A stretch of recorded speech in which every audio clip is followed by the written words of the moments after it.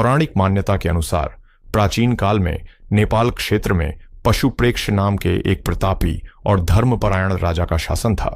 राजा पशुप्रेक्ष शिवजी के अनन्य भक्त थे और उनका अधिकांश समय शिव भक्ति और तपस्या में ही बीतता था। राजा नियमित रूप से गहन ध्यान साधना करते थे और शिव की उपासना में ही उनका पूरा जीवन समर्पित था। राजा के जीवन का लक्ष्य केवल भगवान शिव की कृपा और उनका दर्शन प्राप्त करना ही था। कथा के अनुसार एक बार भगवान शिव अपनी लीला के माध्यम से पृथ्वी पर विचरण करने के उद्देश्य से एक हिरण का रूप धारण करके नेपाल के सुंदर वनों और घाटियों में भ्रमण करने लगे। हिरण के इस दिव्य रूप में शिव अत्यंत आकर्षक, तेजस्वी और मनमोहक थे।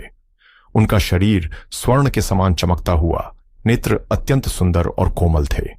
शिव का यह हिरण स्वरूप देखकर मानो प्रकृति भी प्रसन्न होकर मुस्कुरा रही थी। समस्त वन्य जीव उनके आसपास आनंद से खेल रहे थे। पशु पक्षी, वृक्ष पौधे, यहां तक कि नदियां भी हिरण बने भगवान शिव के स्वागत में झूम रही थीं। संयोगवश राजा पशुप्रेक्ष उसी वन में शिकार के लिए भ्रमण कर रहे थे। अचानक राजा की दृष्टि उस अद्भुत हिरण पर पड़ी जो सामान्य हिरणों से बिल्कुल अलग प्रतीत होता था। राजा हिरण के उस दिव्य तेज और अनोखे सौंदर्य से इतने आकर्षित हुए कि वह उसकी ओर खींचे चले गए। राजा के मन में तुरंत ही यह अनुभूति हुई कि यह कोई सामान्य जीव नहीं हो सकता। राजा का मन और आत्मा गहरी भक्ति से भर गया। उन्होंने अपने भीतर शिव की उपस्थिति का स्पष्ट आभास किया और तुरंत समझ गए कि यह हिरण कोई और नहीं, स्वयं भगवान शिव हैं जो पृथ्वी पर लीला कर रहे हैं। राजा पशुप्रेक्ष तत्काल अपने रथ से नीचे उतर गए और श्रद्धा से झुककर उस हिरण के रूप में शिव को प्रणाम किया। राजा की ऐसी निष्ठा और भक्ति देखकर भगवान शिव अत्यंत प्रसन्न हुए। भगवान शिव ने अपना वास्तविक स्वरूप प्रकट किया और राजा पशुप्रेक्ष के सामने दिव्य और तेजस्वी रूप में प्रकट होकर उन्हें दर्शन दिए।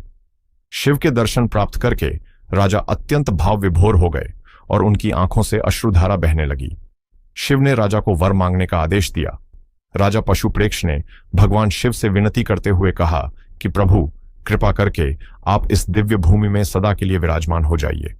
मेरी इच्छा है कि आपके इस अद्भुत और कल्याणकारी स्वरूप का आशीर्वाद इस क्षेत्र के सभी प्राणियों को हमेशा मिलता रहे।